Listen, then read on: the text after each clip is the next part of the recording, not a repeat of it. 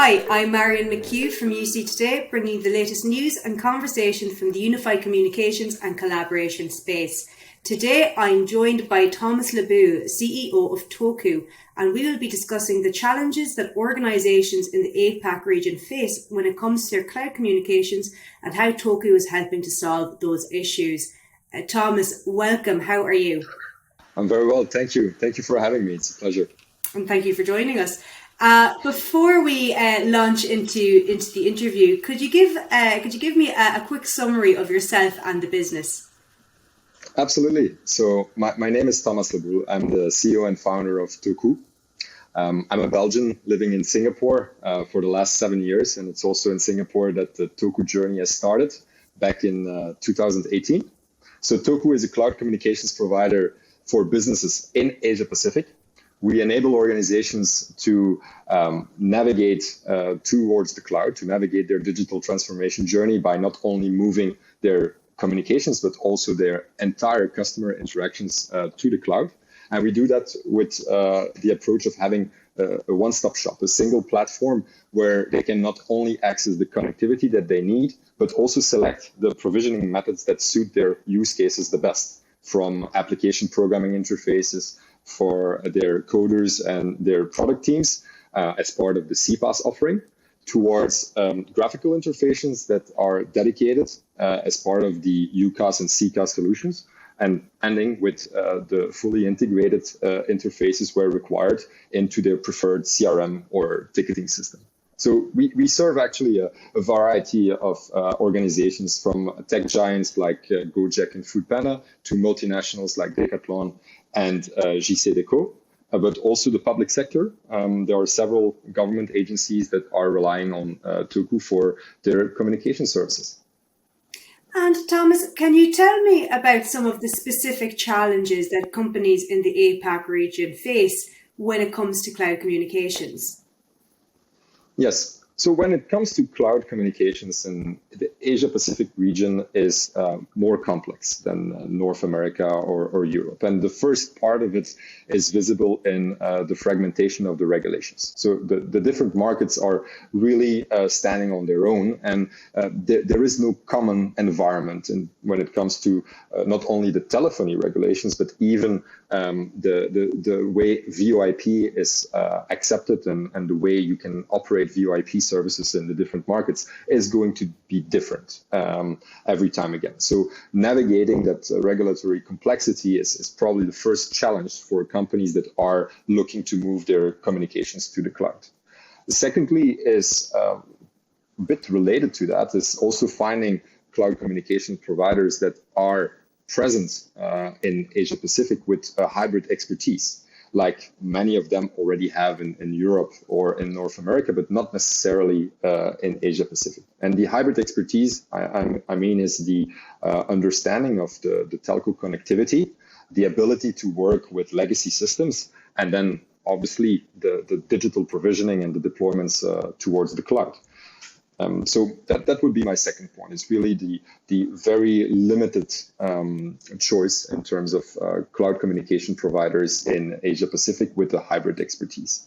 The third one is overcoming the traditional mindset. I think that's a challenge that has been faced by most companies with their digital transformation journey and their move to the cloud, also in other regions.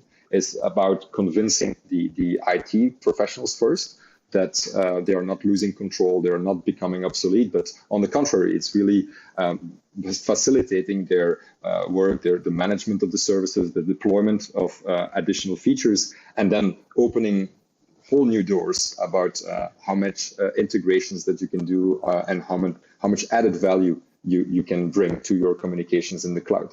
So overcoming the traditional mindset is probably the third challenge that I would point out. And then last is for Asia Pacific specifically is finding or being able to have a centralized platform, a centralized system where you still are able to maintain a customer support that is sufficiently localized, because there are specificities for each market. And so it's not enough when it comes to communications to have one single checklist to go through as a customer support agent. There needs to be a good understanding of every market and every environment.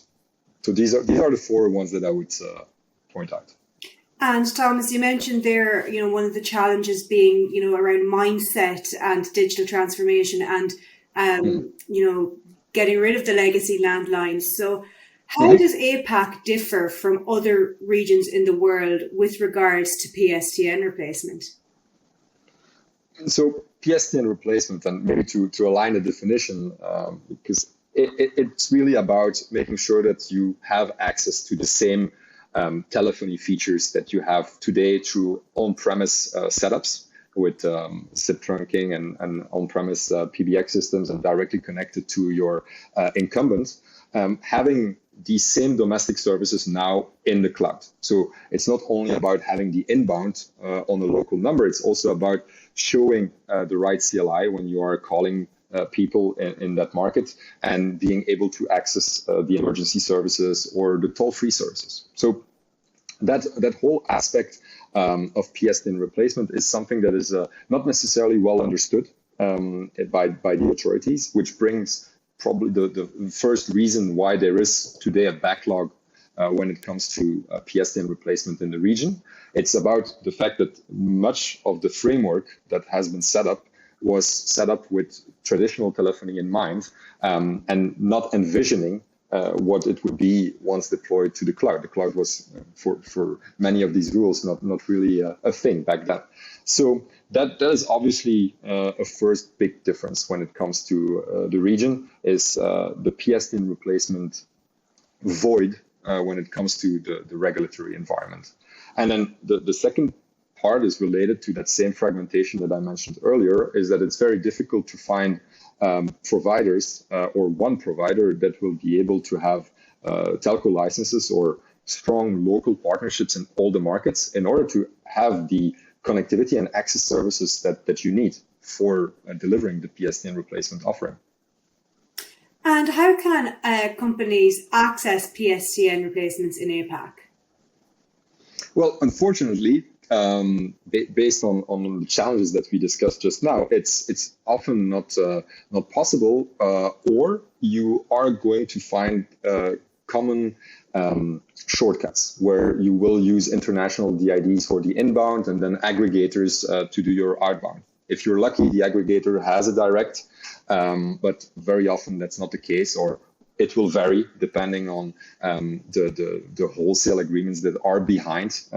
So you are ending up in a scenario where you cannot rely on a consistent quality and performance, and also are always exposed to the risk of what is going to happen when there is a service degradation or a service interruption. Because when you're working with aggregators, automatically you're adding a lot of intermediaries into your service delivery. And so the ownership of customer support and of resolving the issue is becoming a challenge by definition.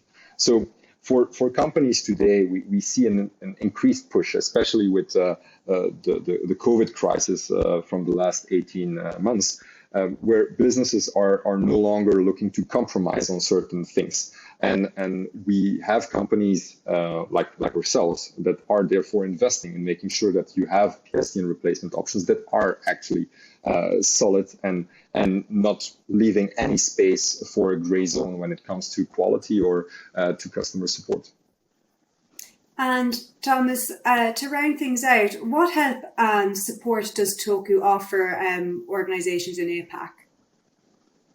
Well, for Toku, Asia Pacific is at the heart of our strategy, right? We are also APAC based, and our entire service delivery and go-to-market approach is based on the presence in the region. So we serve majoritarily organizations that have multiple locations in the market. And from the get-go, we actually built out an extensive PSTN replacement coverage. And by now we are operating the most extensive PSN replacement network that is available in the region with 15 countries and counting, from easy to navigate countries like Australia, New Zealand, Hong Kong, and Singapore, to the more complex ones, but very important ones like Indonesia, Philippines, and China, where obviously there is a very big population, there is a booming economy.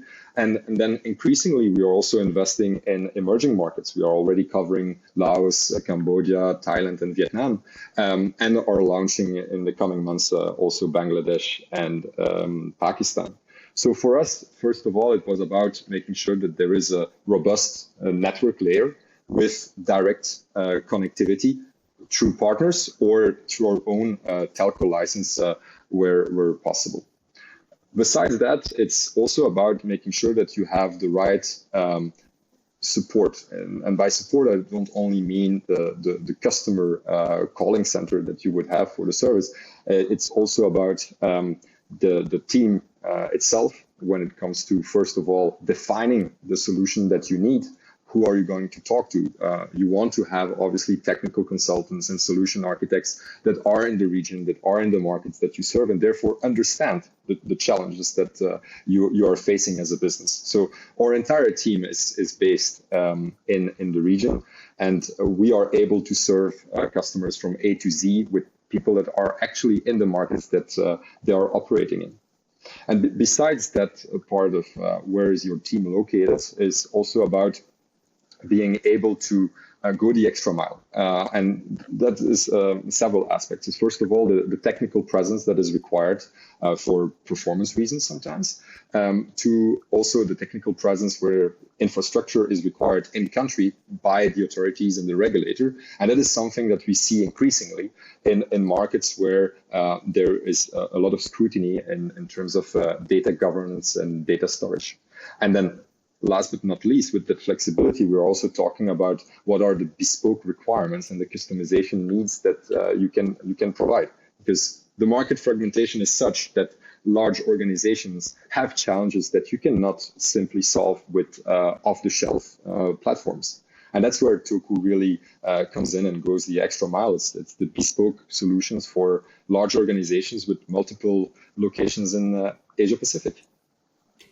Thomas, it's been a pleasure speaking with you. Thank you so much for joining me today. Thank you very much for having me. It was a pleasure too. And that's it from me. If you enjoyed today's chat, please give the video a like and share on social. It's always appreciated. I'm Marian McHugh with UC Today. Thank you for watching.